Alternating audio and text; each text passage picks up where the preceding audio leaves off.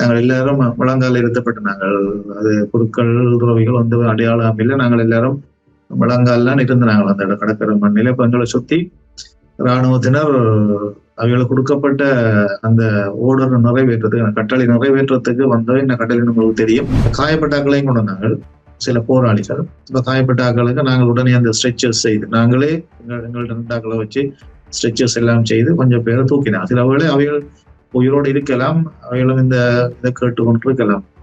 அப்ப அதுக்குள்ள இருந்து நாங்கள் மெயின் ரோட்டை கடக்குற நேரம், அப்ப தண்ணி குடிக்க அவங்க போயக்குள்ள அந்த நேரம் பார்த்து கருப்பு கண்டுட்டு அவங்க பயமண்ண தொடங்கி அதுல பயமண்ணைக்க மற்றவர்கள் எல்லாம் கடந்துட்டாங்க. இவரால டக்குன்னு படுக்கிறார்.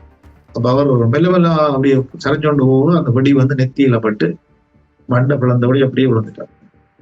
அப்ப அதுக்கு பிறகு அவங்க ஓடி வந்து தவண்டு கொண்டு பாக்குறதுக்கு இறங்கினா பிறகு அப்ப நான் திரும்பி அவர்கிட்ட அட்லீஸ்ட் அவர்கிட்ட பொடியாவது இழுத்து கொண்டு வாங்க, ரெண்டாவது ஊந்து கொண்டு அந்த பொடியை இழுத்து பாக்குறது கிட்ட விட்டோம். உங்களோட பதுங்கு குளிக்க பக்கத்துல பாரு ஒரு பெரிய கல்வெடு இருந்தது. அந்த கல்வெட்டுக்கு அருகாமையில தான் தேசிய தலைவர் இருந்ததாகவும் சொன்னார்கள். நாங்கள் எங்களோட மன்னர்கள் இருந்த அந்த மாஸ்டர் மற்றபடி எங்களோட அந்த 2 படியங்கள் அவங்க எல்லாம் பங்கருக்க போட்டு மண் போடுறதுக்கு டைம் இல்லை.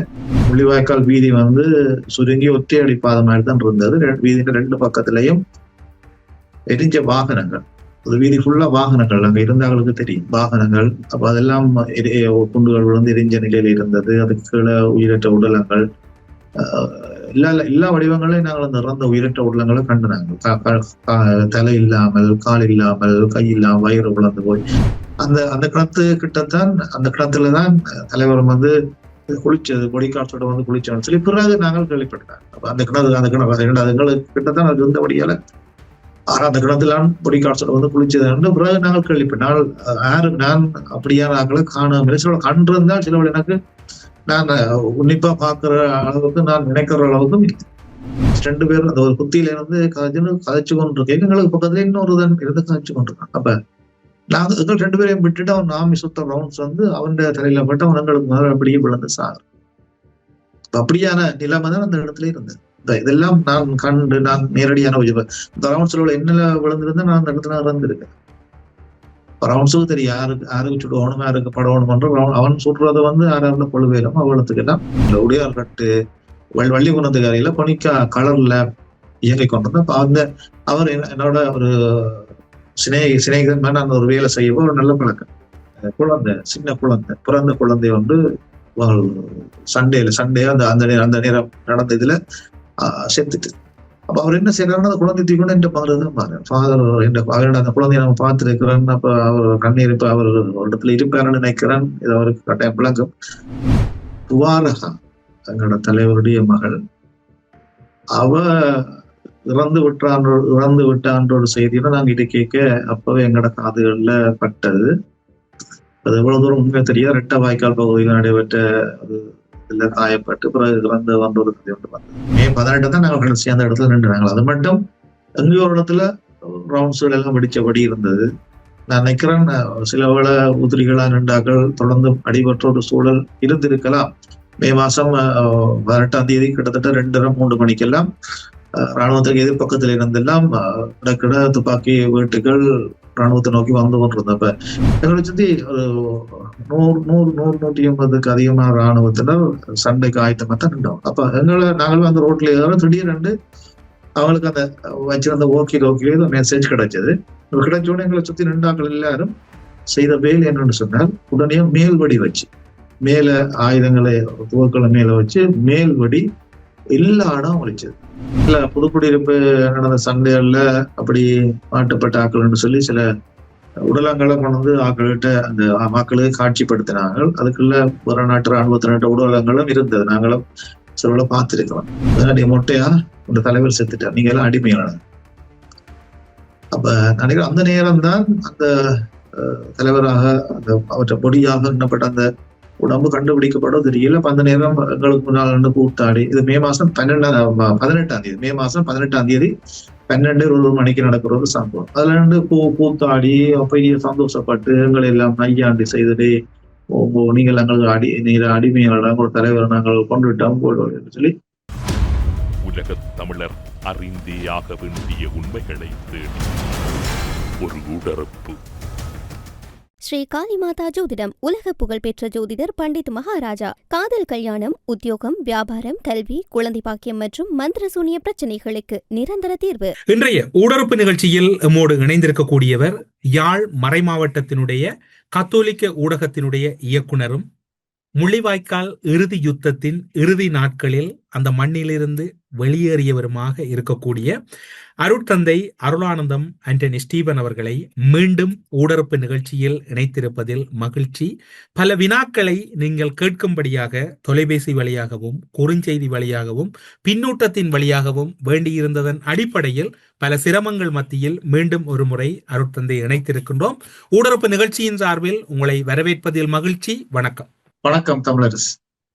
மீண்டும் உங்களை ஊடறுப்பு நிகழ்ச்சியில் அழைக்க வேண்டிய நிர்பந்தம் நமக்கு ஏற்பட்டதை நீங்கள் பின்னூட்டங்களிலும் உங்களுக்கும் சில வேளைகளில் தொலைபேசி அழைப்புகள் வந்திருக்கலாம். பல விடயங்கள் அருட்தந்தை அவர்களுக்கு தெரியும். பல விடயங்களை அருட்தந்தை அவர்கள் பேச வேண்டும். இன்னும் பல விடயங்களை நாங்கள் எதிர்பார்க்கிறோம். கிட்டத்தட்ட ஒரு தசாப்தத்தை கடந்து இரண்டாவது தசாப்தத்துக்கு இன்னும் ஓரிரு ஆண்டுகளில் கடக்கப் போகின்ற நேரத்தில் ஈழத்தமிழர்களின் நிறைவேறாத அல்லது ஈடுகொடுக்க முடியாத இழப்புகளை தாங்கியவர்களாக இரத்தம் தோய்ந்த கைகளோடு பயணித்துக் கொண்டிருக்கிறோம். அருட்தந்தை அவர்களே, நீங்கள் இந்த கடந்த செவ்வியிலே எதனை கூற நீங்கள் தவித்தீர்கள் அல்லது எதனை கூற நீங்கள் வேண்டும் என்று நினைத்தீர்கள் அல்லது அதற்கான நேரமின்மையாக இருந்தது? மக்கள் உங்களிடம் எதனை எதிர்பார்க்கிறார்கள்? கடந்த சபையில நிறைய கருத்துக்கள் பகிரப்பட்டிருக்கு. அது அந்த கடைசி நேரம் சொன்ன விடயங்கள், அது அந்த கருத்துக்கள் சொன்னாக்கள் கன பேர் அந்த இடத்துல இருந்திருக்கணும். அந்த நான் சொன்னது எவ்வளவு தூரம் உண்மை என்றது அவ உணர்ந்திருக்கணும். அதுல கணக்க கேள்விகள் இருக்கிறது. எல்லாத்துக்குரிய பதிலையும் அந்த இடத்துலையும் சொல்ல முடியாத நிலை இருந்தாலும் உங்களோட நீங்கள் கேட்கிற கேள்விகளுக்கு ஏற்ற விதமாக நான் சில கருத்துக்களை சொல்லலாம். நீங்கள் பல இடங்களிலே இருந்ததை அந்த பின்னூட்டத்திலே பலரும் குறிப்பாக ஏற்றுக்கொண்டிருக்கின்றார்கள். அதனை அவர்களும் உண்மை என்று கூறியிருக்கின்றார்கள். ஆனாலும் கூட நானும் இதை உண்மையாகவே நம்புகிறேன். ஒரு நாள் நிச்சயமாக இதற்குரிய தண்டனை அதனை ஏற்படுத்தியவர்கள் பெற்றுக்கொள்வார்கள் என்கின்ற வகையிலும் கூட அதனுடைய பின்னூட்டம் இருக்கின்றது. அது மட்டுமல்லாது அழுகையாக வருகிறது அருட்தந்தை, கட்டிப்பிடித்து அளவே தோன்றுகிறது அன்னை. அருட்தந்தை கூறியது போல் நம்பிக்கை ஒருபோதும் வீணாகாது, அது எப்போதும் நம்புவோம் என்கின்ற வகையில் அந்த கருத்து இருக்கின்றது. அது மட்டுமல்லாது இன்னும் ஒருவருடைய கருத்து, அருட்தந்தை பேச்சு என் நெஞ்சில் வேல் பாய்ச்சியது போல் இருக்கின்றது. அருட்தந்தை அவர்களே, நீங்கள் அந்த யுத்த களமுனை என்பது ஒரு நாளோ இரு நாளோ அல்ல, கிட்டத்தட்ட ஒரு 2 வருடங்களுக்கு மேற்பட்டதாகவே அந்த வன்னி பெருநிலப்பரப்பு யுத்தத்தில் இருந்தது. அந்த யுத்த பெருநிலப்பரப்பிலே இப்போது எல்லோரும் கேட்கின்ற ஒரு கேள்வியாக இருப்பது, அந்த இறுதி கணங்களில் பல தளபதிகள் இன்று காணாமலாக்கப்பட்டதாக கூறப்படுகிறது. அவர்களில் நீங்கள் யாரையும் பார்த்ததுண்டா அல்லது இறுதி நேரங்களில் சந்திக்கின்ற வாய்ப்பு கிடைத்ததா? தளபதிமார், அந்த யுத்தத்துல இருந்த தளபதிமார் நாங்கள் சில நாங்கள் அந்த வீதியால பயணிக்க கண்டிருக்கலாம். ஆனால் ஒருவருடனும் கதைக்கிற சந்தர்ப்பம் எங்களுக்கு கிடைக்கல. அரசியல் துறையினருடன் நாங்கள் உரையாடி இருக்கிறோம். அந்த நிலைமை நான் கடந்த கருத்தாடல சொன்ன மாதிரி, எங்களுக்கு கிட்ட கூட யாராவது முக்கியமானவர்கள் இருந்தால் நாங்கள் அவைகளை காண்ற சூழல் அந்த இடத்துல இல்லை. நான் சில வேளைகள்ல முகாமுக்கு இருந்து சில நபர்களோட கதைக்குள்ள எங்களுக்கு அவர்கள் சொன்னபடியும் மங்களையே ஆச்சரியத்துக்குள்ளாக்கி இருந்தது. என்னன்னு சொன்னா, உங்களோட பதுங்கு குளிக்க பக்கத்துல ஒரு பெரிய கல்வெடு இருந்தது. அந்த கல்வெட்டுக்கு அருகாமையில தான் தேசிய தலைவர் இருந்ததாகவும் சொன்னார்கள். நாங்கள் அந்த இடத்துல யாரையுமே காணல. ஆனால் அப்படி ஒரு தகவல் நாங்கள் முகாமுக்கு இருக்கிற போது எங்களுக்கு கிடைச்சது. அதை விட பெரிய தளபதிமார் அவையெல்லாம் ரோட்ல போய்க்குள்ள கூட நாங்கள் கண்டிருக்கிறோம். நான் ஒருவருடைய உரையாடினதில்லை. மற்றது நான் இன்னும் ஒரு விடயத்தை இந்த இடத்துல சொல்லலாம் நினைக்கிறோம். அந்த மே மாதம் 18ஆம் தேதி எங்களுக்கு நடந்த பெரியதொரு நிகழ்வு. நாங்கள் மே மாசம் 18 காலம் மட்டும் அந்த முள்ளிவாய்க்கால் நின்றார்கள். அதுக்கப்புறம் நாங்கள் எங்களுக்கு மக்கள் சந்திக்காத பெரியதொரு அனுபவத்தை, ஒரு பயங்கர ஒரு சோதனையான விடயத்தை சந்திச்சுதான் நாங்கள் திரும்பி மாலை 18ஆம் தேதி இரவு மாலை வேளையில் தான் நாங்கள் அந்த இடத்துல இருந்து வெளியில வந்து நாங்கள் வாகனங்கள் ஏற்றப்பட்டு 2 பஸ் பேருந்து வண்டிகள் ஏற்றப்பட்டு வவுனியாவுக்கு கிளிநொச்சி ஊடாக வவுனியாவுக்கு கொண்டு போகப்பட்டார்கள். இதுக்கிடையில பெரிய ஒரு அதிர்ச்சி ஏற்படுத்துற சம்பவம் என்னன்னு சொன்னா, நாங்கள் எங்களோட பதங்ககளை சுற்றி வளைக்கப்பட்டு நாங்கள் அதுக்குள்ள இருந்து வெளியில எடுக்கப்பட்டு நாங்கள் எல்லாரும் முழங்கால இருத்தப்பட்டு நாங்கள் அது பொருட்கள் துறவிகள் வந்து அடையாளம் இல்லை. நாங்கள் எல்லாரும் முழங்கால்லாம் இருந்து நாங்கள் அந்த கடற்கரை மண்ணில இப்ப எங்களை சுத்தி இராணுவத்தினர் அவைகளுக்கு கொடுக்கப்பட்ட அந்த ஓர்டர் நிறைவேற்றத்துக்கு கட்டளை நிறைவேற்றத்துக்கு வந்தவை என்ன கட்டளை உங்களுக்கு தெரியும். அதாவது எல்லாரையும் சுட வேணும். அதான் அவை கொடுக்கப்பட்ட கட்டளை. நாங்கள் சுற்றி வளைக்கப்பட்டு ஒரு பயங்கர அனுபவம் அது. நாங்கள் முழங்கால இருக்கிறோம், கையெழுத்தி கொண்டு அவங்களை சுத்தி கொண்டு துவக்கள் எல்லாம் லோட் பண்ணினபடி எங்களை சுத்தி வளைச்சு இருக்கிறாங்க. அது ஒரு பயங்கர ஒரு மரண அனுபவம். ஆனால் நாங்கள் என்ன பொறுத்தவரை நான் அதுக்குள்ள பயப்படல. எனக்கு ஒரு தைரியம் இருந்தது. நான் இறுதி மட்டும் உயிரோடு இருப்பேன் என்ற ஒரு எண்ணம் எனக்கு இருந்தது. அப்ப அந்த எண்ணம் தான் என்ன வந்து தள்ளிச்சோ தெரியாது. நான் ஒரு கணத்திலே நான் பயப்படேன். அதுக்குள்ள இருந்து சில தடைகளை தாண்டி கொண்டு அந்த இடத்துல நாங்கள் இருந்தவொன்னு சில காயப்பட்டாக்களையும் தூக்கி கொண்டு நாங்கள் அதுக்கு இருக்கிறோம்னு கேள்விப்பட்ட உடனே எங்களை சுத்தி எங்களை நம்பி கொஞ்சம் சனம் அதுக்குள்ள மக்கள் இருந்தது. அப்ப எல்லாரையும் அந்த இடத்துக்கு கொண்டது. அந்த இடத்துல பொடி செக்அப் செய்து அப்ப காயப்பட்டாக்களையும் கொண்டு வந்தாங்க சில போராளிகள். இப்ப காயப்பட்ட ஆக்களுக்கு நாங்கள் உடனே அந்த ஸ்ட்ரெச்சர்ஸ் செய்து நாங்களே எங்கள்கிட்ட 2 ஆக்களை வச்சு ஸ்ட்ரெச்சர்ஸ் எல்லாம் செய்து கொஞ்சம் பேரை தூக்கினாங்க. சில வேளை அவைகள் உயிரோடு இருக்கலாம், அவைகளும் இதை கேட்டு கொண்டு இருக்கலாம். அப்ப அதுக்குள்ள இருந்து நாங்கள் மெயின் ரோட்டை கடக்கிற நேரம் அது ஒரு வித்தியாசமான அனுபவம் பண்ணது. ஒரு முள்ளிவாய்க்கால் வீதி வந்து சுருங்கி ஒற்றையடி பாதை மாதிரி தான் இருந்தது. வீதியின் 2 பக்கத்திலையும் எரிஞ்ச வாகனங்கள், ஒரு வீதி ஃபுல்லா வாகனங்கள் அங்க இருந்தாங்களுக்கு தெரியும் வாகனங்கள். அப்ப அதெல்லாம் குண்டுகள் விழுந்து எரிஞ்ச நிலையில இருந்தது. அதுக்கு கீழே உயிரற்ற உடலங்கள், எல்லா வடிவங்களையும் நாங்கள் அந்த இறந்த உயிரற்ற உடலங்களை கண்டு நாங்கள் தலை இல்லாமல், கால் இல்லாமல், கை இல்லாமல், வயிறு உழந்து போய் சகலத்தையும் நாங்க பார்க்கணும். அதனால் அந்த மெயின் ரோட்ல ஏறி நாங்கள் கடற்கைக்கு நான் நினைக்கிற நேரம் 18ஆம் தேதி நேரம் அநேகமாக ஒரு 12:30 1 மணி இருக்கும். இவர்களை சுத்தி இராணுவத்துக்கு அவர்கள் மதியம் 12 1 மணி கிடையாது. நான் அந்த நேரம் டைம் பார்க்கல. அது அவ அந்த நேரம் நாங்கள் அதுக்குள்ள நின்று அப்படியே வந்து ரோட்டுல ஏறுற நேரம் எங்களை சுத்தி 100-150க்கு அதிகமான இராணுவத்தினர் சண்டைக்கு ஆயத்தமா தான் நின்றோம். அப்ப நாங்களும் அந்த ரோட்ல ஏற திடீரென்று அவங்களுக்கு அந்த வச்சிருந்த ஓகே மெசேஜ் கிடைச்சது. கிடைச்சோடனே எங்களை சுத்தி நின்றாக்கள் எல்லாரும் செய்த வேலை என்னன்னு சொன்னால் உடனே மேல்வடி வச்சு மேல ஆயுதங்களை துவக்களை மேல வச்சு மேல்வடி எல்லா இடம் ஒழிச்சது. எங்களுக்கு ஒரே குழப்பம். நாங்கள் அதுக்குள்ள போய் டக்கண்டு கீழே அந்த எரிஞ்சோன்றதுல கீழே டக்கண்டு இருக்க அதுல ஓகேல ஏதோ சிங்களத்துல சொன்னாங்க.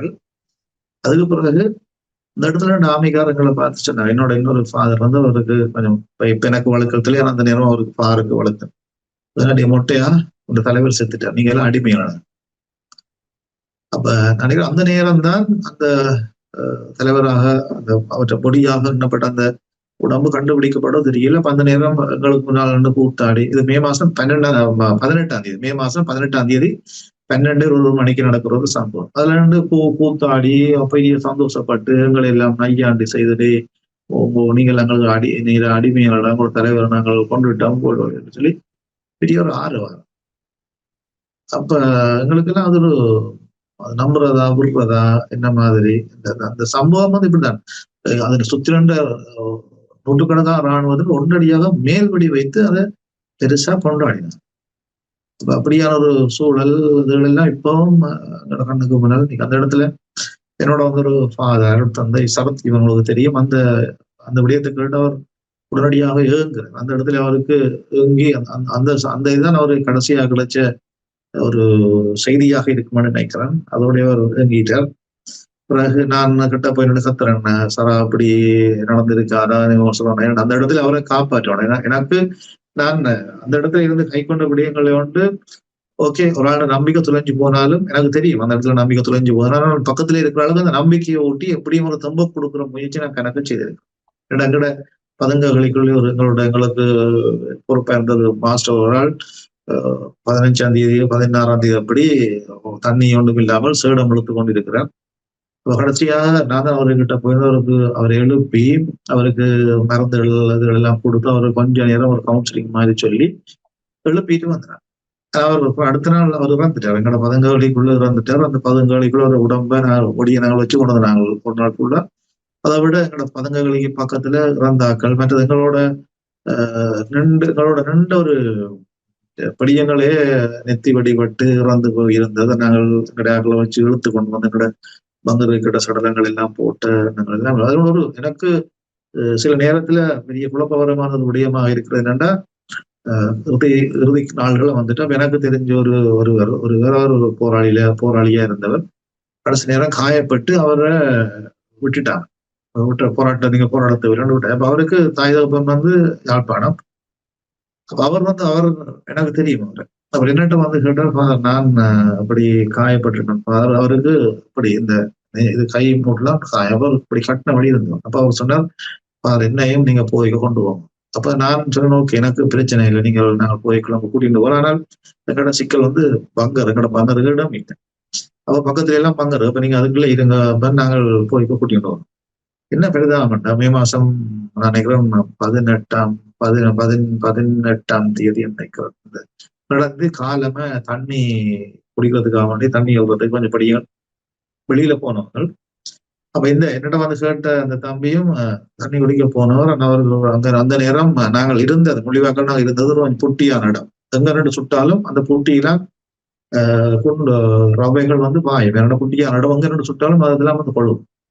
அப்ப தண்ணி குடிக்க அவங்க போயக்குள்ள அந்த நேரம் பார்த்து கலப்பு கண்டுட்டு அமைக்காலம் பயமண்ண தொடங்கி அதுல பயமண்ணைக்க மற்றவர்கள் எல்லாம் படுத்துட்டாங்க. இவரால டக்குன்னு படுக்கிறார்.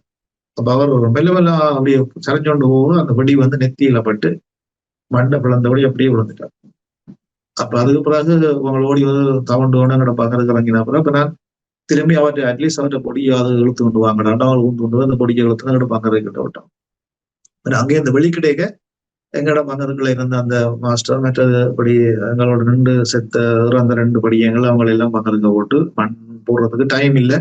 அதுல நாமிக்காரோட பெர்மிஷன் எடுத்து மண் அதுக்குள்ள போட்டு அப்படி நாங்கள் வெளியில வந்தது. அப்படியான சம்பவங்கள் எல்லாம் நாங்கள் எனக்கு கடந்து வந்திருக்கிறோம். சில விடயங்கள் இந்த இடத்துல நான் பகிர்ந்து கொள்ளவும் மேலாது. அருட்தந்தையவர்களே, இப்போது நீங்கள் கூறினீர்கள் தேசிய தலைவர் அவர்கள் முல்லைத்தீவில் நீங்கள் இருந்த அருகாமையில் இருந்ததாக கூறினீர்கள். அவரை கண்டதாக அல்லது அவரை இறுதியாக கூட ஒரு முறை பார்த்ததாக கூட யாரும் ஏதாவது மக்கள் தரப்பில் உங்களிடம் ஏதாவது அந்த ஒரு பதட்டமான சூழ்நிலையில் கருத்துக்கள் பரிமாறினார்களா? அல்லது அப்படி எந்த தகவலும் இல்லாமல் இராணுவத்தினர் கூறியதுதான் உங்களால் அறிய கிடைத்த தகவலாக இருக்கின்றது? என்னை பொறுத்தவரையில மக்கள் காண்றதுக்குரிய சூழல் அந்த இடத்துல இல்லை. ஏன்னா மக்கள் தாங்கள் கண்டது அதுல எவ்வளவு தூரம் உண்மையும் தெரியாது. நான் நேற்றைக்கு சொன்ன மாதிரி அதுல இருக்கிறார்கள் மற்ற வங்கருக்காரர்கள் நிட்டி பார்க்கவே மாட்டாங்க.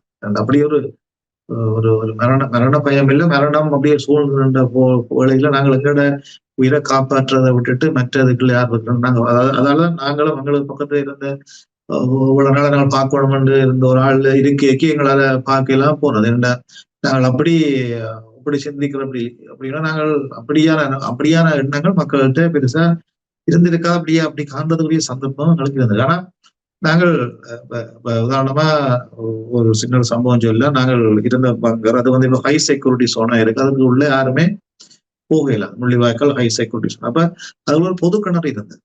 அந்த பொதுக்கிணத்துல கிட்டத்தட்ட அப்படியெல்லாம் நடந்தது எங்கட கால. இப்ப அந்த பொதுக்கிணத்துல கிட்டத்தட்ட ஒரு 30 பேரை கிட்ட சுத்தி பின்னாடியே பொதுக்கிணறு.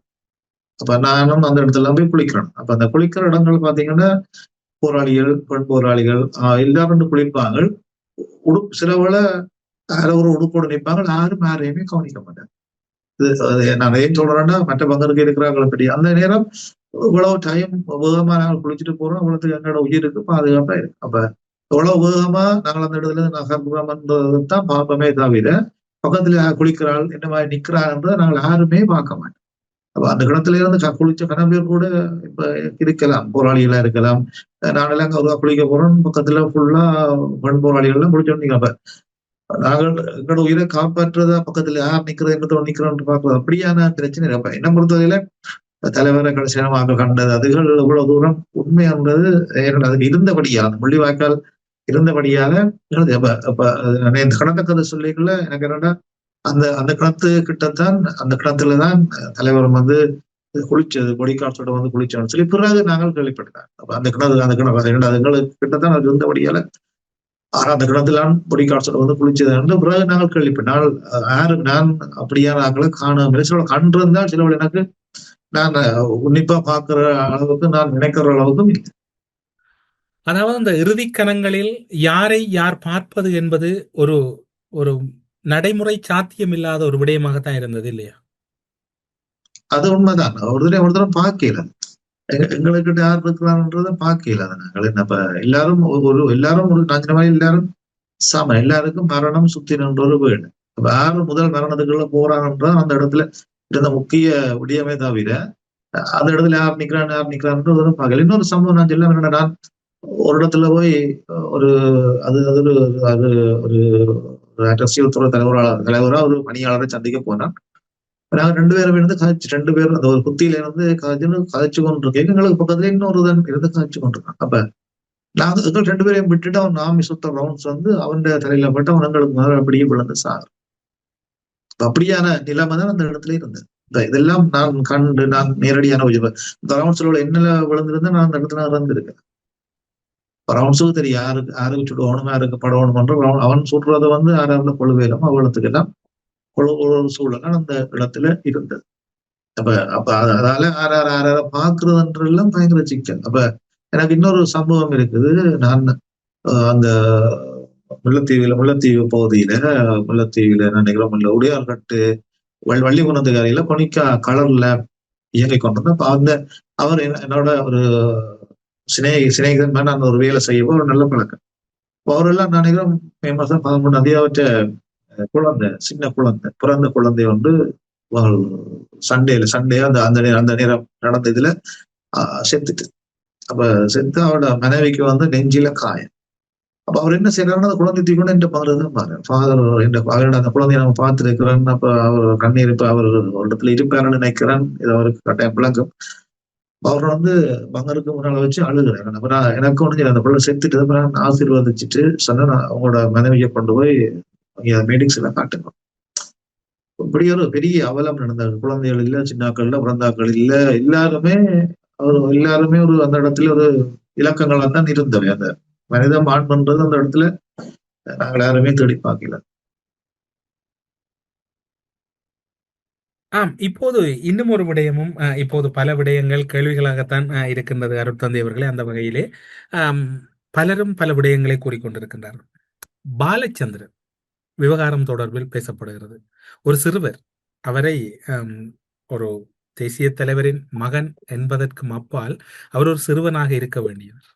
அந்த சிறுவன் என்கின்ற அந்த அடையாளத்தோடு தான் அவர் இருந்தார். அவருடைய சிறுபராயம் என்பது மார்புகளில் அவர் துப்பாக்கிகளை சுமக்கின்ற அளவுக்கு அந்த யுத்தத்தினுடைய கோரமுகம் தாண்டவமாடியது. பாலச்சந்திரன் உங்கள் பகுதிகளுக்கால் எங்காவது பயணித்த நாட்கள் இருக்கின்றதா? அல்லது பாலச்சந்திரன் தொடர்பில் ஏதாவது உங்களுக்கு ஞாபகம் இருக்கின்றதா அந்த இறுதி கணங்களில்? நீங்க இது கேட்டபடியாக இன்னொரு விடத்தை சொல்ல, துவாரகா எங்களோட தலைவருடைய மகள், அவ இறந்து விட்டான்ற ஒரு செய்தியில நாங்க இதை கேட்க அப்பவே எங்களோட காதுகள்ல பட்டது. அது எவ்வளவு தூரம் உண்மையா தெரியாது. ரெட்ட வாய்க்கால் பகுதியில் நடைபெற்ற இதுல காயப்பட்டு பிறகு இறந்து வந்த ஒரு கதை ஒன்று வந்தது. அதை விட பாலச்சந்திரனை பற்றி நாங்கள் எதுவுமே எங்களுக்கு அது பற்றி ஒன்றும் தெரியாது. நாங்கள் அவரை நான் சந்திக்கவும் இல்லை. அப்ப அவரை பற்றி ஒரு எங்களுக்கு அது தெரிய என்ன வேண்டியதால் எல்லாரும் எங்களோட இருக்கணும்ன்றதை மட்டும் எங்களுக்கு உறுதியே இருந்தது. எல்லாரும் எங்களோட இருக்கணும், ஒரு தினமே இந்த இடத்த விட்டு போயில்லை, எல்லாரும் இங்க இருக்கணும்ன்றதை வந்து எங்களுக்கு உறுதிப்படுத்தப்படுவதாக இருந்தது. இசைப்பிரியா தொடர்பிலும் பல்வேறுபட்ட கருத்துக்கள் கூறப்படுகிறது. இவர்கள் எல்லாம் நீங்கள் இருந்த பகுதிகளால் கடந்து அரச கட்டுப்பாட்டுக்குள் போக முற்பட்டார்களா அல்லது அவர்கள் வேறு ஒரு பகுதியால் போக முற்பட்டார்களா? இது என்னன்னா நாங்கள் இருந்த இடம் வந்து அது எதிர்ப்புறம் உக்கிரமான சண்டை நடந்து கொண்டிருந்த இடம். இவைகள் மற்றவர்கள் போக முற்பட்டது வந்து வட்டுவாகல் அந்த பாலத்தூடாக தான் போக முற்பட்டது. நாங்கள் இருந்தது மற்ற சைட் என்றால் இந்த ரெட்டவாய்க்கால் பக்கம் அந்த சைட் மற்ற சைட் தான் இருந்தாங்க. அப்ப நான் அதுக்கு ஒரு பொருத்த மாட்டல். அப்ப எங்களுக்கு கிட்ட அமைக்காரன் மூவ் பண்ணி வந்து 15ஆம் தேதி அமைக்காரன் மூவ் பண்ணி கிட்ட வந்துட்டான். அப்ப எங்களுக்கு கிட்ட சொன்னால் ஒரு 500 மீட்டர் 750 மீட்டருக்குள்ள அமைக்காரன் நின்றது. அப்ப அந்த நேரம் நான் நினைக்கிறேன் இந்த போராளிகள யுத்த நிலைமைகள் எல்லாம் மாறிட்டு வேற ஒரு ஸ்டாட்டிக்ஸ் வேற ஒரு தந்திரோபாயத்தை தான் பயன்படுத்த நாங்களே நேரம் பார்த்திருக்கிறோம். என்னன்னா அந்த ஒரு பெரிய தலைவர் உங்களுக்கு நிக்கிறாருன்றபடியால அந்த ஆமியிட நகர்ல கட்டுப்படுத்த வேணும் என்ற ஒரு இது வந்தபடியால கரம்புலிகள் கனவேல் அதெல்லாம் பிடிச்சு அதுக்குள்ள நாங்கள் பார்க்கத்தக்கதாவே கணக்கு சம்பவங்கள் நடந்தது. இப்ப நாங்கள் 2 இடம் தான் அது ஒரு யுத்த களமா இருந்து அதெல்லாம் அப்படியே மூணிக்கொண்டு வட்டுவால் பக்கம் போவோம். அப்ப நாங்கள் அதுக்குள்ள 2 படியால எங்களுக்கு முன்னுக்கு அவை யாருமே இல்லை. இப்ப நாங்கள் இருந்த பங்கரம் கடைசி இதா இருந்தது. பின்னுக்கு நிக்கிறார்கள் ஒரு லைன் மாதிரி இருந்தது. இப்ப மற்றெல்லாம் நடந்ததெல்லாம் எங்களுக்கு பின்னுக்கும் வட்டுவால் பாலத்துக்கு உள்ள இருந்தால் மற்றபடிகள் எல்லாம் நடந்தது. எங்களுக்கு முன்னுக்கு இப்படியான சம்பவங்கள் எதுவுமே நடக்கல. அப்ப எங்களுக்கும் வட்டுவாலுக்கும் இடையெல்லாம் இப்படியான சம்பவங்கள் நடந்ததுன்னு சொல்லி நாங்க பிறகு ஏன்னா எங்களுக்கு முன்னுக்கு யாருமே இல்லை. இப்ப நான் நினைக்கிறேன் அந்த பழைய காலம் எங்களுக்கு ஞாபகம் இருக்கும். 85, 86, 87 பிறகு இந்திய பிரச்சனைக்கு எல்லாம் அங்கட போராளிகள் எல்லாம் எப்படி அப்பான் அந்த போராட்டம் ஆரம்பிக்கிற ஒரு காலம் அவைக்கு யூனிஃபார்ம் இருக்காது, சரங்கள் உடுத்தி கொண்டு ஆயுதங்களை கூட சரங்கள் உடுப்புகளால் சுத்தி கொண்டு தெரிஞ்ச காலம் அந்த காலம். அப்படியான நிலைமை தான் எங்களுக்கு முன்னாடி நாங்கள் அப்ப அப்படி ஆரம்பிச்சதோ அதே மாதிரி ஒரு கட்டம். அப்ப யூனிஃபார்ம் போடாமலே சரங்களோட 2 கடங்களுக்கு முன்னாடி எல்லாம் அப்ப எங்களோட லைனுக்கு நாங்களோட பங்குல இருந்து கொஞ்சம் தூரத்துல பார்க்கலாம் 2-4 பேர் தான் நிக்கணும்.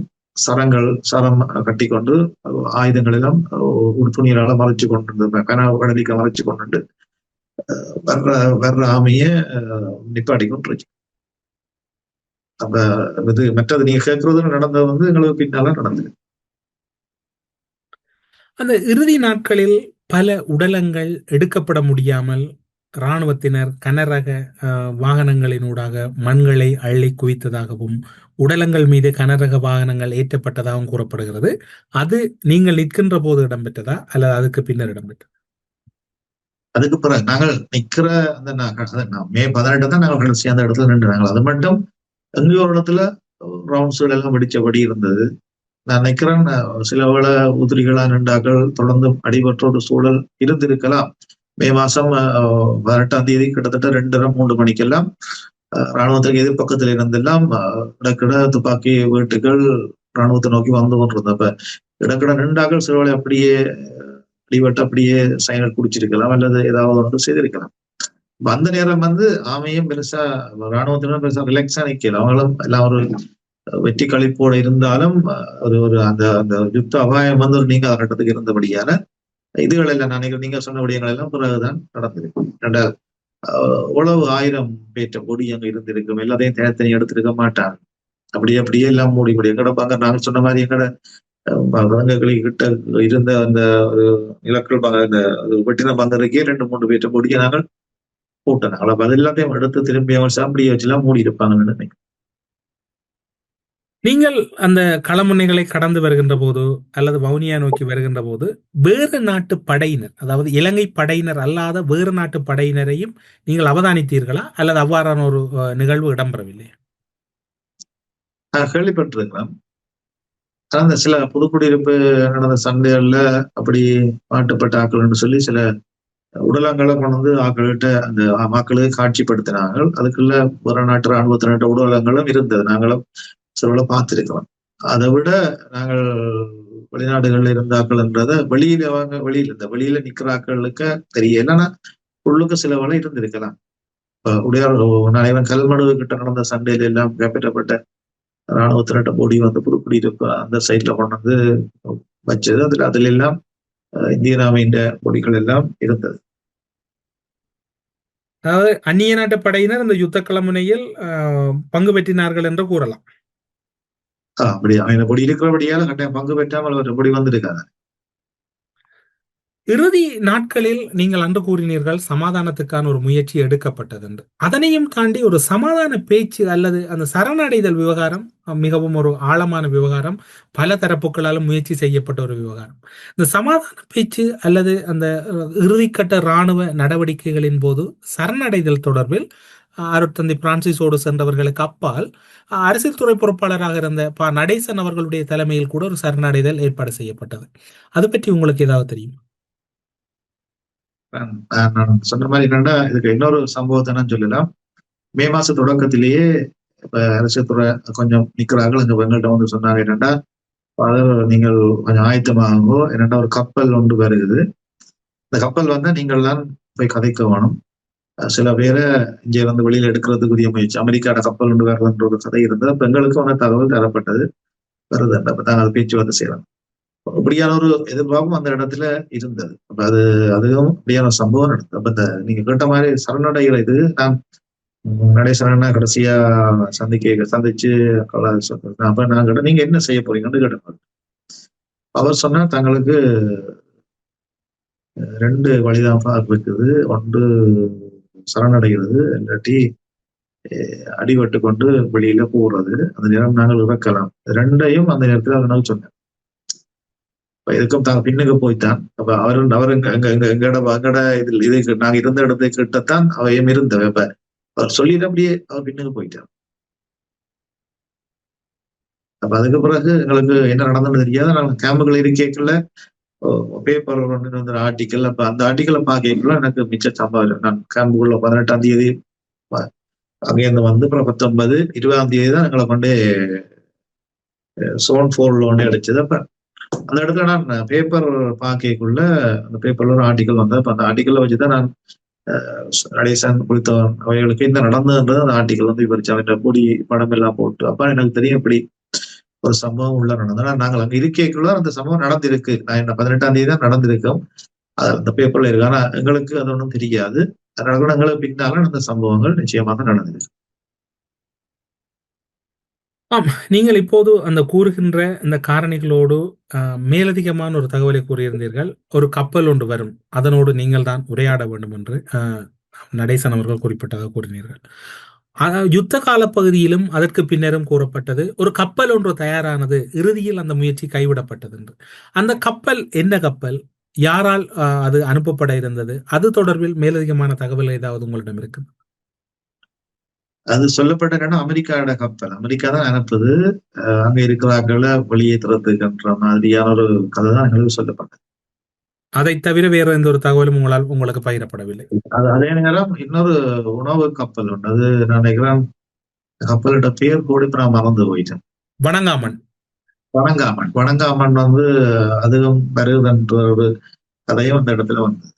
இப்போது இருக்கக்கூடிய சூழ்நிலையில் அன்று இந்த விடயங்கள் தவிர்க்கப்படுவதற்கு யார் யாருடைய உதவிகள் எதிர்பார்க்கப்பட்டன, அல்லது யார் இன்னும் ஒரு தரப்பு கூறப்படுகிறது. இது அரசியலுக்காக கேட்கவில்லை, ஆனாலும் இது கேட்கப்பட வேண்டியிருக்கிறது. பல அரசியல் தலைவர்கள் அன்றைய காலப்பகுதியிலே மாயமாகிவிட்டார்கள் அல்லது தொடர்புக்கே வரவில்லை என்று கூறப்பட்டது. நீங்களும் யாரும் அரசியல் தலைவர்களை அழைக்க முயற்சி செய்தீர்களா அல்லது அழைப்படுத்தீர்களா? நாங்கள் அப்படியான விடயங்கள்ல ஈடுபடவில்லை. ஆனால் நடேசன் அண்ணாபுலித்தவன் அவைகள் வந்து மேக்சிமம் ட்ரை பண்ணினது. அதுல வெளிநாட்டுல பேச்சுவார்த்தைக்கு உதவி செய்த ஆக்களுடைய எல்லாம் தாங்கள் தொடர்பு எடுத்திருக்கிறோம். எல்லாரும் முற்றுமுழுதாக முயற்சி செய்யணும். இருந்தாலும் இந்த கள நிலைமைகளை பார்த்துதான் எல்லாம் நடைபெறும் என்று சொல்லி எங்களுக்கு சொல்லிக்கிறேன். இப்போது ஒரு நெருக்கடி மிக்க சூழ்நிலையை நீங்கள் எப்படி உணர்கிறீர்கள், அல்லது அந்த விடயங்களை உங்களால் மறந்து பயணிக்க முடிகிறதா? நேரடியாக கண்ட அந்த களமுனை அனுபவங்களை இருந்து மீண்டு வெளிவருவதற்கு எவ்வளவு காலங்கள் எடுத்தது? அது நான் நினைக்கல மீண்டு வரலாம் என்று. இப்ப நாங்கள் உயிரோடு இருக்க மட்டும் அந்த நினைவுகள் நிச்சயமாக வந்து போகும். நாங்கள் கண்மூடிக்குள்ள அந்த நினைவுகளவே இல்லா போகும்னு நினைக்கிறேன். நாங்கள் விடயங்களை கண்டிருக்கிறோம். அது ஆழ்மனதுல அதிகமான பாதிப்பை கொண்டு வந்த விடயங்கள் சிலவற்றை நடந்த இடத்துல சொல்லிடாது நம்மளுக்கு தெரியும். அப்படியான சம்பவங்கள் இருக்கிற போது அதை கடந்து போறது வந்து சிரமம். ஆனால் அதை நாங்கள் எப்படி எடுக்கலாம், எல்லாம் வந்து எங்களை நாங்கள் இது இன்னொரு கட்டத்துக்கு ஆயத்தப்படுத்துறதுக்கு ஒரு காலம் எப்படியான சூழலை உருவாக்கி தந்திருக்கிறோம். அப்ப நாங்கள் இதுல இருந்து இந்த இலட்சியத்தோட அடுத்த கட்டத்துக்கு எப்படி போகலாம்ன்றதை நாங்கள் யோசிச்சு கொண்டு நாங்கள் முன்னோக்கி போக வேண்டிய ஒரு காலம் தான் இந்த காலம். அதுக்கு இல்லாட்டி ஒற்றுமை தான் இப்ப ஒரு செல்லா காசாக போய்விட்டது நம்மளுக்கு வரலாற்றுல. ஒற்றுமைன்றது சிக்கலாக இருக்குது. அப்ப அந்த ஒற்றுமை வர மட்டும் நாங்கள் இப்படியே சிதைஞ்சு கொண்டு போவோங்க. நிச்சயமாக இப்போது இருக்கக்கூடிய சூழ்நிலையில் அன்று நீங்கள் சந்தித்த ஒருவர் அல்லது நான் இறுதி கணமுடையில் ஒருவரை சந்தித்தேன், அவருக்கு நான் இறுதியில் எனக்கும் உதவி செய்ய முடியாது, ஆனால் அந்த நிமிடம் கூட ஆபத்தமாக இருந்தது என்கின்ற ஏதாவது ஒரு நினைவுகள் உங்களிடம் இருக்கின்றதா? இந்த இறுதி களமுனையில் ஐயோ நான் இவருக்கு உதவி கேட்டார், என்னால் முடியவில்லை, ஆனால் நானும் அந்த உதவி செய்யக்கூடிய சூழ்நிலையில் இல்லை, ஆனால் நித்தம் நான் இவரை நினைத்து கொண்டிருக்கிறேன் என்கின்ற ஏதாவது ஒரு முகம் அல்லது ஏதாவது ஒரு நினைவுகள் அல்லது ஏதாவது ஒரு நிகழ்வுகள் இன்று வரைக்கும் உங்களுடைய மனங்களில் இருக்கின்றன? அதுல இன்னொரு அப்படி கணக்க சொல்லலாம். அந்த என்னோட உதவி கேட்ட அந்த தம்பி அடிக்கடி நினைக்கிறேன் நான், என்னோட இருந்தவன் தான் வரப்போறோம்னு சொல்லி சொன்னவன். அப்ப அவன் அந்த நேரம் முடிவெட்டு இறந்துட்டான். அதை விட அந்த இடத்துல நாங்கள் ஏற்கனவே சொன்ன மாதிரி இப்ப அந்த இடத்துல எங்களை ரவுண்ட் பண்ணி நாங்கள் எல்லாம் முழங்கால் இருக்கத்தக்கதாக எங்களை சுத்தி இருக்கிறோம். அப்ப எங்களை நம்பி கொஞ்சம் பேர் பக்கத்துல இருந்தவங்க, அப்ப அவங்களை எல்லாம் கூட்டிட்டு வந்து முழங்கால் இருத்தி வச்சுட்டா அது ஒரு இது நடந்தது. அப்ப அந்த நேரம் காயப்பட்டாக்கள் கனவேலையும் கொண்டு வந்து பதில வச்சுட்டு நாங்கள் போய்க்குள்ள சொன்னவங்க அமைதான் சொன்னாங்க ஃபார்முலால 7 மாணாக்களை கொண்டு போவோம். அந்த இடத்துல நாங்கள் உடனடியாக ஸ்ட்ரெச்சர் செய்து சில காயப்பட்ட போராளிகள் தான் அவையில தூக்கினாங்க. அது ஒரு பெண் போராளி. அப்ப அவ இடுப்பில காயம் அவருக்கு. அப்ப நாங்க கொஞ்சம் முயற்சி செய்தாங்க அவை எழுப்பி நடத்தி கொண்டுருவோம். அப்ப எழுப்பி ட்ரை பண்ண அவாக்கு அது என்ன கொஞ்சம் பெரிய காயம் நினைக்கிறேன், நரம்பில் எங்கேயோ இளம்பிலேயோ தாக்க. அப்ப அந்த பிள்ளைய தானே சொல்லிச்சு, நீங்கள் எங்களோட நின்றீங்கண்டா பாசுகளோட நீங்களும் போயிடும், நீங்க போங்க ஃபாதர், அது எங்களுக்கு நடக்கட்டும். நாங்கள் விட்டுட்டு வந்துட்டோம். அந்த அப்புறம் வெடி சத்தங்கள் எல்லாம் கேட்டது.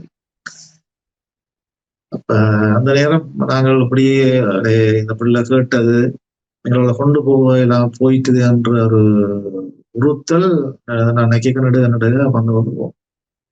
அதே மாதிரி இன்னொரு நபர் எங்களோட பதங்கு குளிக்கிறது. அவர் எங்களோட ஒரு நிறுவனத்துல பேரு செய்தவர். அவரு கொஞ்சம் மூளை கொஞ்சம் அந்த நேரம் அப்செட் ஆகிட்டு, அது இளமால் அவர் எதிர்பார்க்கல, எனக்கு அப்செட் ஆகிட்டு. அவர் என்னுடைய ஒரு தன் தம்பியருடைய ஐடென்டி கடை தந்தவர், ஃபாதர் இது கிடக்குது தனக்கு சிக்கல் அப்படின்னா அவருக்கு இதெல்லாம் என்னத்துக்கு நாங்கள் பார்ப்போம்னு சொல்லி நான் பேசிட்டு அப்படியே விட்டுட்டேன். ஆனால் எனக்கு இப்போ பெரிய ஒரு குழப்பம் மாதிரி அவருக்கு என்ன நடந்தாருன்னா, அவர் எங்களோட நின்றாள். அந்த இடத்துல முழங்கால் இருத்தி நாங்கள் எல்லாம் செய்து அப்படிலாம் செய்து நாங்கள் வந்து எங்களோட பஸ்ஸில் ஏத்தினா பிறகுதான் பஸ்ஸுக்கான அவரை தேடினால் அவர் இல்லை. அவர் அந்த இடத்துல மிஸ் ஆயிட்டார். எங்க மிஸ் ஆகியிருப்பாருன்னா ஜிலாவில முள்ளிவாய்க்கால் அந்த நான் இருந்த இடத்துல மிஸ் ஆகியிருப்பாருன்னு தான் நான் நினைக்கிறேன். அப்படி கணக்க நிறைய அனுபவங்கள் இருக்கு. நீங்கள் இறுதி காலப்பகுதியிலே களமுனையில் நிற்கின்ற போது உங்களை இராணுவத்தினர், நீங்கள் ஒரு அருட்தந்தை அல்லது துறவரத்தை சார்ந்திருக்கக்கூடியவர்கள் என்று கூறிய சந்தர்ப்பங்களிலும் கூட உங்களுக்கான உதாசீனங்கள் அல்லது அவமரியாதைகள் தொடர்ந்ததா? அல்லது உங்களுக்குரிய மரியாதைகள் அந்த களமுனையில் எத்தனை யுத்தத்தை தாண்டியும் அந்த மரியாதை மக்களுக்காக பேசுகிற உரிமை உங்களுக்கு அங்கு இருந்ததாக நீங்கள் உணர்கிறீர்கள்? எங்களுக்கு அப்படி ஒரு மரியாதை அந்த இடத்துல இருக்கவே இல்லை. இப்ப எங்களை விசாரிச்ச விதங்கள், எங்களோட உடம்புல ஒரு ஃபாதருக்கு ஒரு அடி விழுது, ஒரு 4 அடி விழுது. அப்ப அவர் அவர் விழுந்துட்டார். ஆனா மற்றபடி அங்க 2 அதெல்லாம் முடிஞ்சு வந்த பிறகு எங்கள அடி வன்முறை பாவிக்க இல்லையே தவிர மற்றபடி கேட்காத கேள்வி எல்லாம் கேட்டாங்க. எங்களோட பேரை எல்டிடி என்று சொல்லி பதிய சொல்லி கட்டாயப்படுத்தினாங்க. பூசண வார்த்தைகள் எல்லாம் பேசினாங்க. இப்ப நாங்க இதுக்கும் ரெடி. அந்த அந்தத்துல நின்றுனாங்க. இல்ல நாங்கள் கடைசி கட்டம் ஒரு எங்களுக்கு அந்த நான் சாப்பிட்றோம், அது அந்த சாப்பிட்றோம்ன்றது இல்ல, நாங்க இதுக்கும் சரி நீ அடிவிட போறியா, ஓகே என்ன செய்ய போறேன் வா, அப்படி ஒரு தைரியம். அப்ப நாங்களும் இப்படி இல்லை. எங்களோட பேரை பதிவு செய்ய சொன்னாங்க பதியல. எங்களுக்கு அந்த இடத்துல ஒரு மரியாதையுமே இல்லை. எங்களோட நடந்த ஃபாதர், நான் சொன்ன ஃபாதர் வந்து அவர் மயங்கிட்டார். அவரை கொண்டு போய் ஒரு இடத்துல வளர்த்திட்டு நாங்கள் என்ன செய்யலாம்னு பார்க்கறோம். டிராக்டரை கொண்டு வந்தாங்க. அவங்க கொண்டு வந்து சொன்னாங்க, இவர் ஏத்துங்க, இவரோட சேர்ந்து இன்னும் கொஞ்சம் பேர் மயங்கிட்டா ஏத்துங்க. we have well educated, well established medic, நல்ல ஒரு என்ன நிறுவப்பட்ட ஒரு ஒரு மருத்துவ முகாம் இருக்கு. அந்த இடத்துல வந்து நாங்கள் ஒரு சகல முதலுதவியும் கொடுப்போம். அந்த இடத்துல கொண்டு போய் எந்த விதமான ஒரு முதலுதவியும் கொடுக்க அவரை பண்ணி அப்படியே கட்டாந்தரையில வளர்த்தி அவர் அந்த இடத்துலயே திறந்துட்டார். அப்ப எங்களுக்குன்ற அந்த எல்லாருக்கும் ஒரு ஆதங்கம், நீங்க ஏன் கடைசி மட்டும் நின்றீங்க? அப்ப அப்படியே ஒரு சுத்தம் செய்து கொண்டு வாரவனோடு நான் ஒன்றும் கதைக்கல. அது பெரியாக்களோட கதைக்கலாமே தவிர சுத்தம் செய்து கொண்டு வர சுட்டு கொண்டு வாரவனோடு நாங்கள் நியாய கதைக்கல. அப்ப அப்படியான ஒரு மயக்க நிலை, அப்படி ஒரு ஏதோ ஒரு உரியோட வாரவங்களோட அந்த எதுனா ஒன்று. அப்ப உங்களுக்கு தெரியும் எப்படி எல்லாம் அவங்களை நடத்தி இருப்பாங்க. இப்ப எல்லாத்தையும் நாங்கள் கடந்துதான் வெளியில வந்தேன். நீங்கள் இப்போது சொல்லுகின்ற விடயங்களை பார்க்கின்ற போது அந்த நெருக்கடி அல்லது அந்த நெருடல் புரிகிறது. ஆனாலும் கூட அந்த மக்கள் உங்களுடைய திருச்சபையின் கட்டமைப்பிலே குறிப்பாக சொல்ல போனால் அந்த திருப்பலி என்பது மிக மிக முக்கியமாக இருக்கின்றது. கத்தோலிக்க திருச்சபையை பொறுத்தவரையில், அதனுடைய துறவரத்தவர்களை பொறுத்தவரையிலும் அந்த இறுதி களமுனையெல்லாம் நீங்கள் அந்த திருப்பலி என்கின்ற அந்த உங்களுடைய மிக முக்கியமான அந்த ஒரு உன்னதமான நிலையை உணரக்கூடிய சந்தர்ப்பங்கள் இருந்ததா, அல்லது நீங்கள் அந்த திருப்பலியை இறுதியாக எப்போது செலுத்தினீர்கள்? அதனை மீண்டும் எத்தனை காலங்களுக்கு கடந்து மீண்டும் ஒரு திருப்பலி உங்களால் நிறைவேற்றக்கூடியதாக இருந்தது? இது நல்ல ஒரு அருமையான கேள்வி, நீங்கள் நல்லா கேட்டுக்கிறீங்க. நாங்கள் திருப்பலி உங்களுக்கு தெரியும், நாங்கள் சண்டை நடக்கிற இடங்கள் எல்லாம் வச்சு கொண்டிருப்போம். ஆலயங்கள் இல்லை, ஆனா திருப்பலிக்குரிய பொருள்கள் எல்லாம் இருந்தது. உச்சக்கட்ட சண்டை நடந்த முள்ளிவாய்க்கால கூட நாங்கள் ஆக்களை கூப்பிட்டு திருப்பலி வச்சிருக்கிறோம்.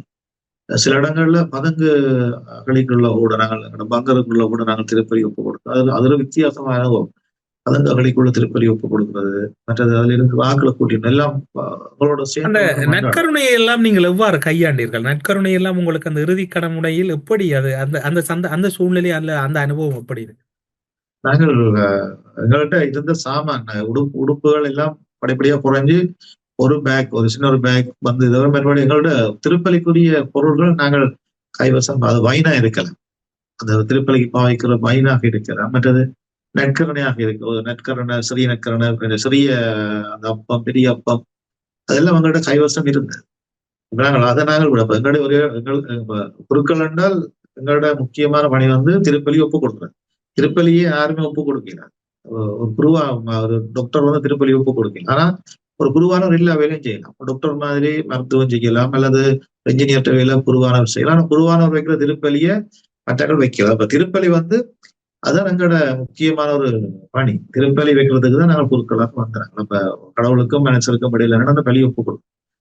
அந்த இதுல இப்ப நான் போன இடம் எல்லாம் திருப்பலிக்குரிய பொருட்களை நான் கொண்டு போனேன். அவரோட சொல்லி அது ஆயத்தப்படுத்தி இடம்பெயர் ஒவ்வொரு நாங்கள் நினைக்கிறோம் அந்த முள்ளிவாய்க்காலே நாங்கள் 4-5 பங்கர் அமைச்சு இந்த சின்ன ஒரு குறுகிய நிலப்பரப்புக்குள்ளே 4-5 இடத்துல பங்கர் அமைச்சு நாங்கள் அப்படி இருந்து மாறி மாறி போய்க்கணும். ஆனால் அந்த திருப்பலிக்குரிய பொருள்கள் நாங்கள் தவற விடையில. ஆனால் கடைசி கட்டத்துல மட்டும் நாங்கள் அங்க இருந்ததை எடுத்துக்கொண்டு எல்லாம் போயிட்டு, இரண்டால் அதுக்குரிய சூழல் இல்லை.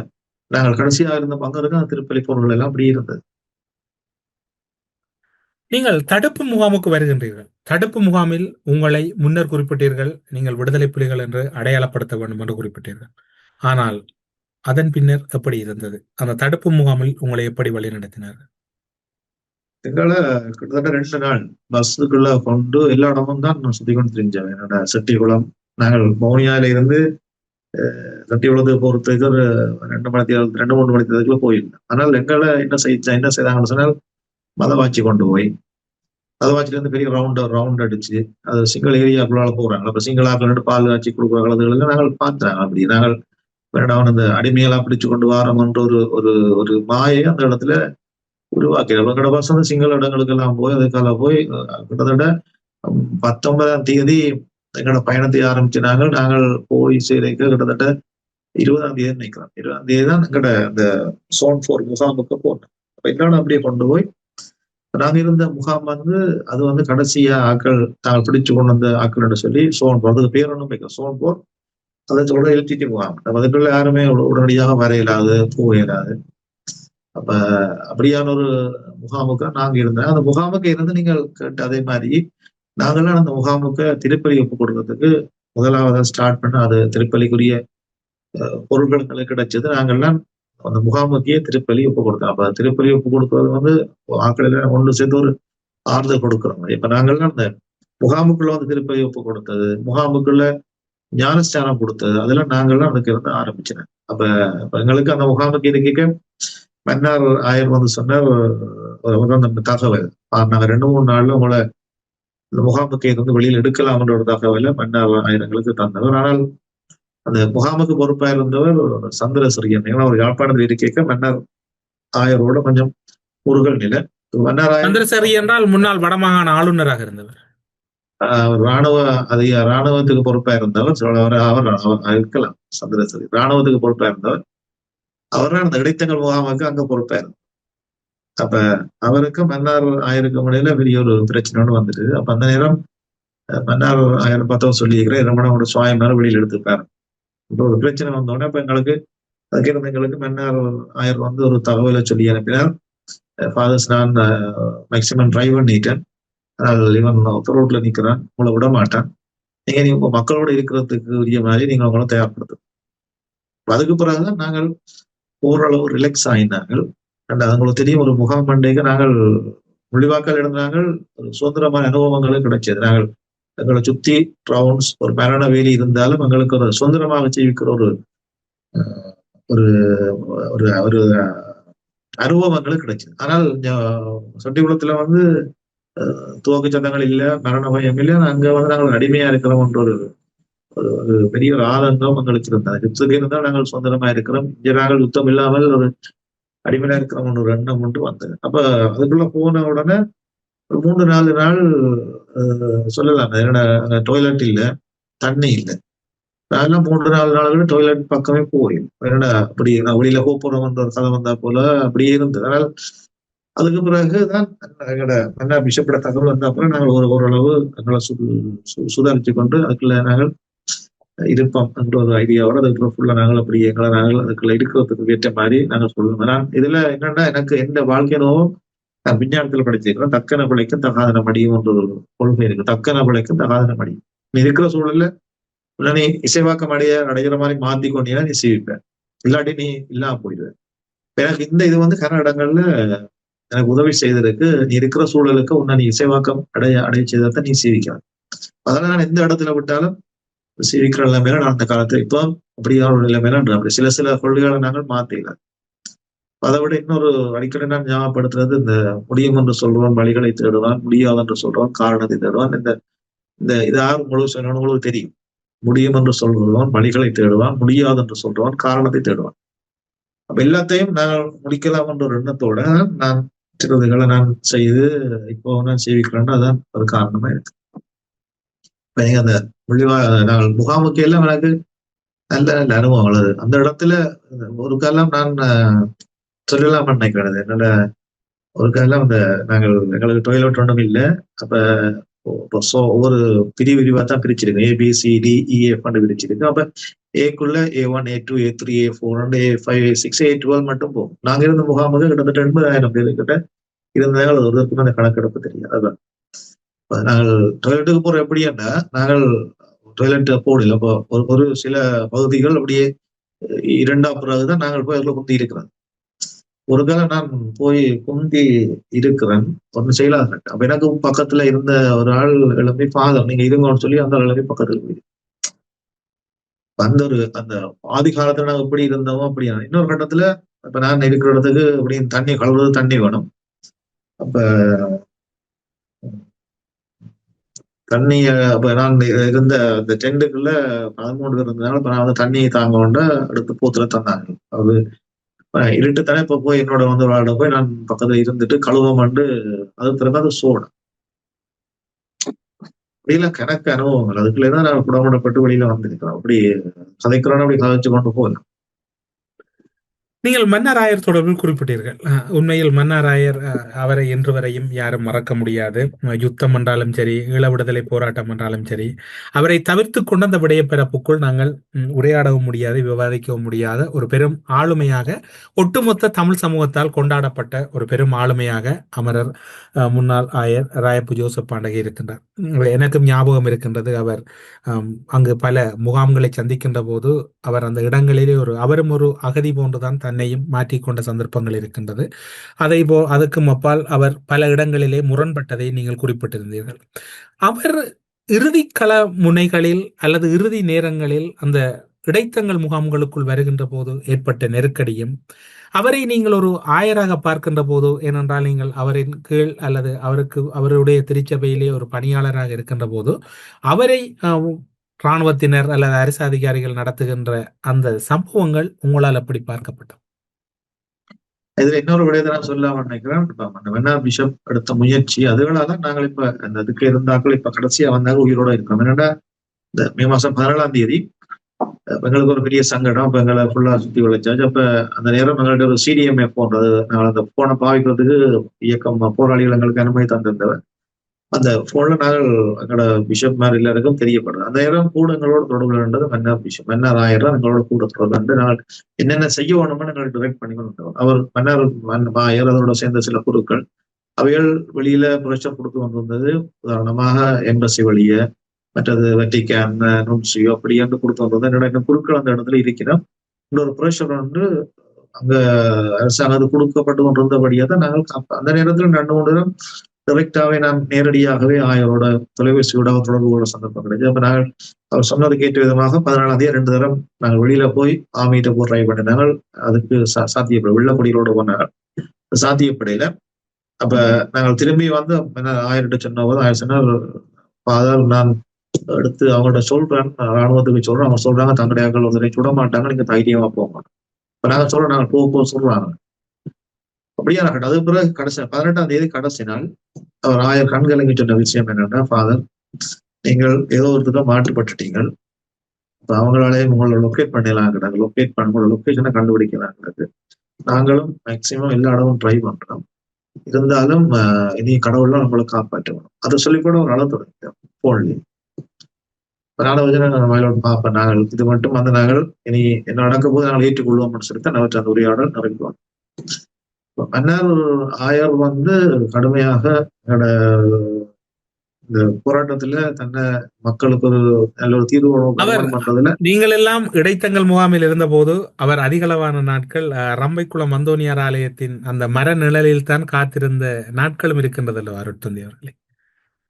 அவர் அப்படிதான், அப்படி ஒரு ஆயராகத்தான் அவர் தன்னை பணியாற்றினார். அவர் ஏற்கனவே கனவேர் இப்ப எங்களுக்கெல்லாம் நான் முகாமுக்கு இருக்கைக்குள்ள கணக்க பேரை ஜாயின் பண்ணி விட்டுருக்கிறார், ஆக்களோட சேர்த்து விட்டுருக்கிறார். அந்தரிச்சு கொண்டிருந்த எவ்வளவு பேரை நாங்கள் அதுக்கெல்லாம் உதவி செய்யறோம். உதாரணமா எங்களோட முகாமுக்கு இருந்து தேர்றாக்கள் அவருடைய டெலிபோன் நம்பர்களை நாங்கள் எடுத்து வர்றாக்கிட்ட கொடுத்து அவர் கரெக்டா கொண்டு போய் வெளியில போன் பண்ணி என்ன முடியுதுன்னு சொல்லி எத்தனை பேர் இப்பவும் அவற்றை அந்த தொடர்பாலதான் குடும்ப வாழ்க்கை வாழ்ந்து கொண்டிருக்கிறார். அப்படி அவர் தன்னால் இயன்ற எல்லா விதமான வேலையையும் அந்த மன்னார் மறை மாவட்ட ஆயர் அவர் தான் இருந்த காலத்துல முற்றுமுழுதாக செய்தவர். இப்போது நீங்கள் இறுதியாக பல விடயங்களை மக்கள் எதிர்பார்க்கின்றார்கள், நீங்கள் இன்னும் பல விடயங்களை மனம் திறக்கவில்லை. அதற்கான நாட்களுக்காக நாங்களும் எதிர்பார்த்திருக்கிறோம். ஏனென்று சொன்னால் இன்று மக்களுக்கு அல்லது அந்த யுத்தத்தின் பின்னர் மக்கள் எதிர்பார்ப்பது ஒரு அழுகை அல்லது உங்களை அரவணைத்துக் கொண்டு அழ முடியாதா என்கின்ற பின்னூட்டங்களை நீங்கள் பலர் எழுதியிருப்பதை பார்த்திருப்பீர்கள். உங்களை பார்த்த முகங்கள் அல்லது உங்களுடைய குரல்களை கேட்ட முகங்கள் எல்லாம் இன்று ஏதோ ஒரு வகையிலே உங்களை பார்த்த ஒரு மகிழ்ச்சியில் இருக்கின்றார்கள். அந்த மக்களுக்கு அல்லது உங்களோடு இறுதி வரை எந்த ஒரு பாதனையும் இல்லாமல் அந்த சுடு மணலாக இருக்கலாம் அல்லது வெயில்கள், மலைகள், முட்கள் நிறைந்த பாதைகள் எல்லாம் நடந்து வந்தவர்களிடம் நீங்கள் என்ன நிலைமையை கூறுகிறீர்கள்? அல்லது அவர்களோடு நீங்கள் பகிர்ந்து கொள்ளக்கூடிய ஒரு முக்கியமான தகவல் என்றால் எதனை கூறுவீர்கள்? நினைக்கிறேன் நான் நேற்றைக்கு கூட அந்த கடைசியாக நடந்த கூடமைப்புல சொன்ன மாதிரி நம்பிக்கையை நாங்கள் கைவிடக்கூடாது. ஓகே, நாங்கள் இறக்க போறோம் என்று தெரிஞ்சாலும் நம்பிக்கையை கைவிடக்கூடாது. நாங்கள் வழிகளை நாங்கள் தேடுவோம். முடியும் என்று சொல்கிறவன் வழிகளை தேடுவான், முடியாது என்று சொல்றவன் காரணத்தை தேடுவான். எங்களோட வழிகளை நாங்க தேடுவோம். நிச்சயமாக எங்களோட கண்களுக்கு அது தெரியும். நாங்க எல்லாரும் ஒரே ஒரே ஒரே சிந்தனை, ஒரே எண்ணத்தோட ஒரு புள்ளியில நாங்கள் பயணிச்சோம் என்றால் எங்களுக்கு நல்லதொரு காலம் நிச்சயமாக கிடைக்கும். நம்பிக்கை தான் எங்களோட வாழ்க்கையில பலமாகவும் வாழ்க்கையில் வழிகாட்ட ஒரு ஒரு ஒரு திசை காட்டியாக இருக்கு. நிச்சயமாக அருட்தந்தை அவர்களே, பல விடயங்களை பகிர்ந்து கொண்டிருக்கிறீர்கள். பல வேலைப்பளுக்கள் என்ற நள்ளிரவு வேளையில் தான் இந்த செவியை உங்களிடம் பதிவு பண்ணக்கூடியதாக இருந்தது. இருந்தாலும் எந்த ஒரு தயக்கமுமின்றி நாங்கள் கேட்டுக்கொண்ட போது மீண்டும் ஒரு முறை இணைந்து கொண்டீர்கள். இந்த செவ்வியின் பின்னால் வருகின்ற பின்னூட்டத்தை அடிப்படையாக கொண்டு தேவை ஏற்படுகின்ற பட்சத்தில் நீங்களும் சிரமம் பாராது இணைந்து கொள்வீர்கள் என்கின்ற நம்பிக்கையில் பெரும் மகிழ்ச்சியோடு ஊடறுப்பு நிகழ்ச்சியிலிருந்து விடைபெற்றுக் கொள்கிறோம். நன்றி, வணக்கம். நன்றி. ஸ்ரீ காளிமாதா ஜோதிடம் உலக புகழ்பெற்ற ஜோதிடர் பண்டித் மகாராஜா. காதல், கல்யாணம், உத்தியோகம், வியாபாரம், கல்வி, குழந்தை பாக்கியம் மற்றும் மந்திர சூனிய பிரச்சனைகளுக்கு நிரந்தர தீர்வு. உலகத் தமிழர் அறிந்தே ஆக வேண்டிய உண்மைகளை தேடி ஒரு ஊடறுப்பு.